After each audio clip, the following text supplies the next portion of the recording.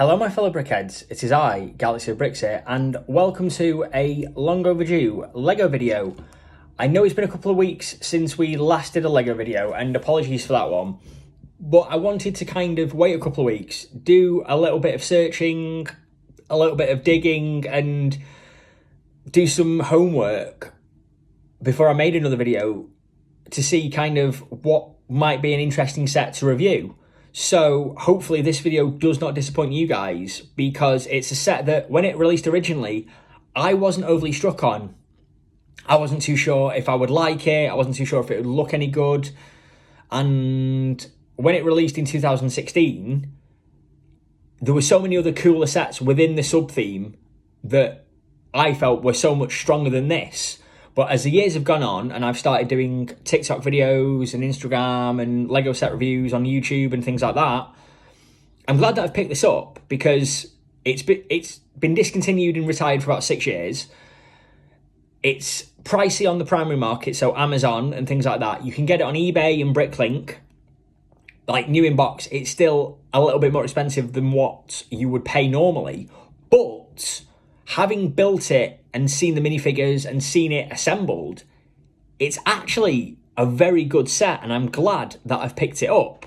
And the set in question is actually this, set number 75152, released in 2016 as part of the Rogue One, A Star Wars Story sub-theme, released with a piece count of 385 pieces and retailed originally for about $29.99 in the UK. As you can see by the box art, you've got the Imperial Death Trooper logo, which comes with all the Rogue One sets. You've got the really nice box art here. You've got the minifigure selection listed, and then obviously the build here. And I must admit, the design is actually very nice. How they've done this is very good, and it is a set that once you build it and you look at it, you actually are quite impressed by the sheer amount of detail that has gone into something so small. So without any further ado, we'll kick things off with the minifigures, then we'll go into the build, and we'll do a little bit of exposition, and we'll do a little bit of context and backstory as the video wears on. So there are going to be mild spoilers ahead if you've not seen Rogue One, so I'll probably skip ahead the next minute or so that you don't get any of the spoilers. So you have been warned. 3, 2, 1. Okay, so this is set on the planet Jedha, where Cassian, Jyn, and K2SO are looking for Saw Gerrera and his partisans. They're looking for information on Galen Erso. They're looking for basically a little bit of interest in the the Imperial pilot that has defected, and they want to know where he is. And you see this vehicle, the Imperial Assault Hovertank, patrolling the streets of Jedha with an Imperial convoy, where it gets ambushed, and there's a big firefight, and it's a very action-oriented scene that then introduces a lot of the core characters that feature for the rest of the movie. So that's pretty much it. And this set comes with 3 exclusive minifigures that aren't released in any other LEGO sets of this theme. So to kick things off, we get 2 of these, the Imperial Hovertank drivers. These guys are seen piloting the Hovertank, and they are seen on Jedha. As you can see, the armor detailing is very different to what you see a lot of other characters. It's almost reminiscent of a mix of the Imperial Patrol Trooper from Solo, the Imperial Scout Trooper, and also the Scarif Stormtrooper as well, that's featured within Rogue One. So it kind of takes the best of both worlds, or all 3 worlds, I should say, amalgamates them into one very unique character. I love the armor detailing. You know, it's that nice, lightweight, heavy structure, the really black body and black armor pieces for the legs, the tinted visor, things like that. It comes with the standardized angry clone that you get in a lot of sets of this time, but that's okay because it's 2015. we can take that in moderation because that's what Imperials and clone figures of the time came with. So it's one of those things. It is what it is. You will find that there is another version of these in Darth Vader's castle, which is also another discontinued set, but that's in sort of like a blue and white 501st armor coloration. So that's an exclusive to that. These two are exclusive to this. And I think if you like Imperial, like Stormtroopers, Imperial Forces, they're a welcome addition to any collection because they're different. You can have them piloting the Hovertank. You can have them mixed in with your other Imperials, and you can have them sort of as part of your army build. So not bad at all. And then we get on to the main figure of this set, like the standout good guy of this set. And it is this guy. And this is Guardian of the Wills and overall badass Shiru Imwe, played by Donnie Yen in the movie. He is a blind character. He isn't a Force user, or if he is, it isn't strictly specified. He just believes in the Force as something that everybody can appreciate, and, you know, he respects the Force and what it means, and obviously he remembers the Jedi from when he was younger and things like that. He comes with two very unique weapons. You've got this really long staff, which is two lightsaber hilts and two of the brown baton pieces, like so. And they just slot together like that. And you have this as like a baton, and you can sort of recreate iconic scenes from Jedha with Shiru. And then you've also got this as well, which is his bowcaster. Now, this isn't a single piece. Like, this isn't one singular mold. It's actually one very long arm blaster rifle, like a blaster sniper rifle, with two unicorn horns on either side. That's the only way really to describe them. A connecting piece here, a cone piece on the top, and a gold piece here. And you can either have this in his hand, like so, and slot his like his club on his back like that, or vice versa. You can attach the bowcaster to his back and have him in his club. I don't know which way I'm going to have him yet. I might just have him with the staff club thing, and then have the bowcaster in his back, just because it'll add to the stability of the character. The overall armor is very nice. It's the black with the white. This soft goods thing goes all the way across the legs, so it covers both aspects, which I've never actually seen before, and it folds over as opposed to just vertical, which is very different to any other soft goods Lego set that I've seen. His eyes are white, because obviously the character's meant to be blind, and it's the best way they could do it in the camera. And he comes with his more sort of standard generic, and then you've got his kind of smirky laughing sort of face there, and then this black headpiece that is reminiscent of the one you get with Admiral Thrawn and the Resistance Officer and some of the other sets as well. So those are the three main minifigures for this set, and I think these figures are definitely standout and very much worth getting for this set alone, because I think the figures are really good. And now we come onto the actual build itself, and this is the Hovertank. From the front, from the side, from the rear, and from the top.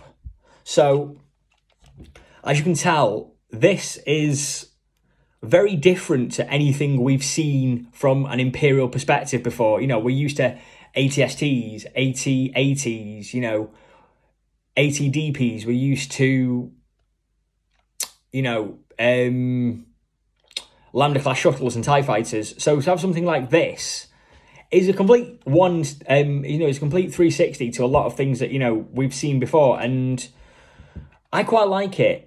It's the vehicle that it's based on, which is the TX-225 Occupier assault tank, is a light tank. So it's not like, the only way I could describe it is, it's not like, in modern day context, it's not similar to a heavy tank like the Abrams or the Challenger that you would get in American and British militaries. It's a light assault tank, so it's maybe more reminiscent of an armoured personnel carrier sort of thing, or a very lightweight tank that it doesn't have any heavy weapons like a gun, but it's got blaster turrets and it's got small cannons here and a small lightweight turret here. The build itself is about 20 centimeters in length from tip to end, which is a little bit longer, I think, than the new Republic fighter tank that has come out. But its overall height is very, very small, so it has a very low profile height. And you'd think that this vehicle would have repulsors, but it doesn't. It actually is meant to have like tank tracks, but the Lego don't give you treads like a tank. They actually give you 4 very small transparent wheel pieces here. And they sort of help push it along as if it is like a tank and it rolls. So that's an interesting feature. You get the 2 rotatable side turrets here that go all the way around. Just be very careful with these because slightest bit of movement, they do pop out. You've got the chin turret here, but that stays in place. That just shoots vertically. That doesn't move or anything. And then you've got the 2 flip-fire missiles here. I've only got 1 in because the other one is actually very easy to flick out. And you have these little twisty knob bits here, these little turn pieces. Turn those forward, the missiles shoot out. The vehicle comes with a cockpit hatch like so. So if you want to recreate it on the streets of Jeddah, where you've got one of the pilots or one of the drivers stood looking up, overseeing the streets of Jeddah as they maneuver through, you can do. Just be very careful because slightest bit of movement and the hatch goes. So one gripe I've got with this set is there's no way for you to prop this up. It's not like it's where you've got one of those pieces where you can like crank it forward slowly. It's actually just a small hatch that flicks across that way. They've been able to do it with the ATST, so I don't understand why they couldn't do it with this. But again, it's a very small gripe. It's not like it's something that is a major, major, major issue for me personally. You've got a couple of hooks here where you can attach like blasters to, or you can attach accessories to them. Adds to the play features. The cockpit area, you can fit 2 minifigures inside. So you've got your front bit and your back bit. So you fit 1 driver here, 1 driver at the back here. So just to give you an example of that, you just pop your figure in like so, close up the hatch, and then you're good to go. One thing that is very interesting about this set is this back bit here. I don't know if you can quite see it on the camera, but these 2 little platforms here are actually designed for this, which is a buildable cargo transport sort of container, which you can have a couple of characters lift and carry and transport things along. The only other set that this sort of build comes in is one of the other Scarif sets, where it comes with the Scarif Stormtroopers, Jyn Erso and Cassian, and they all connect together. And if you've seen Rogue One, you know what I mean. They're transporting specific items and specific goods. But if you have not seen Rogue One, I won't spoil it for you because you have to see Rogue One to get what I'm saying. This lifts up like so. You've got a small blaster pistol and a set of micronoculars, which you can easily hook to the sides here, but I've kept them in to give you an idea that this would be transporting goods. This little platform you can use to place this on, and you can either have it at the front here, right behind the cockpit, or you can have it at the back here, and you can sort of use this area if you've got some other minifigures, say like a small kind of transportation bed, so you can put a couple of stormtroopers or some other figures on the top here, and you can have them there sort of with the vehicle and stuff. And you can also, because this comes with like a long arm blaster, like you get in like a lot of modern day military vehicles, like an open top gun, you can have one of your like your stormtrooper characters or one of your other characters here sort of going through the streets, keeping an eye out for any insurgents and any kind of rebels and bad characters and things like that. So it works very well, and it fits that whole sort of grimy, sort of dingy, urbanized warfare aspect that they're going with this vehicle, because you don't see this in Hoth, you don't see this in Mos Eisley or Tatooine, you don't see it in Endor, because it's actually designed for more heavily urbanized, tight, compact streets where you can't get a lot of strong Imperial vehicles. So this works very well. And because it's a light tank and it's a transportation vehicle, it's good against infantry. It wouldn't be good against like heavy armor. So yeah. The build itself is fairly straightforward. It's a Technic base, as you can see, and everything is built around the Technic base. So when you get your instructions, it's in 4 bags. You build around the Technic base. You start with one side. You repeat the same process on the other side, but it's opposite build method. And then you've got your cockpit as well, which is built as well. And everything is built around this one singular base. And it's actually not a difficult build to do. I did this on my live TikTok with a couple of other TikTokers and Lego collectors, and I enjoyed building it as we were chatting and doing Q&As and things like that. 385 pieces probably shouldn't take you more than 30 minutes to an hour, depending on how quick you are at building. I spaced this over maybe a couple of hours, but that's because I was answering questions, reading comments and things like that. And if you have a little bit of time and you want something that's not overly challenging to build and is pretty straightforward, highly would recommend this set. I mean, you've got to be careful of the 2 front blaster turrets because they do come out, they are quite flimsy. You've got the option to sort of tweak it a little bit and use the flatbed kind of like as a troop transporter, even though it isn't used for that in Rogue One, but you can use it as a transporter. And then obviously, if you've got the Scarif set and you get the other one of these containers, you can add it to this, and then you're transporting a lot of goods for the Galactic Empire. And if you're doing sort of like your Jedha City mocks, or you're doing a heavy sort of like maybe a city-based mock in the LEGO Star Wars theme, having one of these tops off very nicely, because that's what it's built for. It's built for the close combat, close streets of an alien world where there's possibly enemies at every turn, and that's the kind of vibe you get from this. There are some faults, I will say, to this set. Obviously, the hatch is an issue for me. I'm probably going to keep my drivers in it and keep it closed, but if you wanted to have it on display, slightest bit of movement, that goes like so. And one criticism I do have of this set is it's actually underpriced, because for £30 at the time of release in 2016, you get quite a bit. And the minifigure selection as well, 2 Hovertank pilots, Chirrut and Wei, isn't bad because they're all exclusives, but you could have easily thrown in maybe an extra figure or an extra 2 figures and hiked the price up to about £40, and it would have been worth it. You know, Chirrut is a great exclusive, and it's the only set at time of recording that he's featured in, and it's highly likely it will be the only LEGO set he's featured in. And I feel like maybe you could have gotten away with including a couple of Stormtroopers to this set, or having a Imperial Hovertank Commander with the 2 pilots, because Hovertank Commanders have slight variations in the armour. So I think it's the shoulders or the chest is a different colour to signify they're a different rank.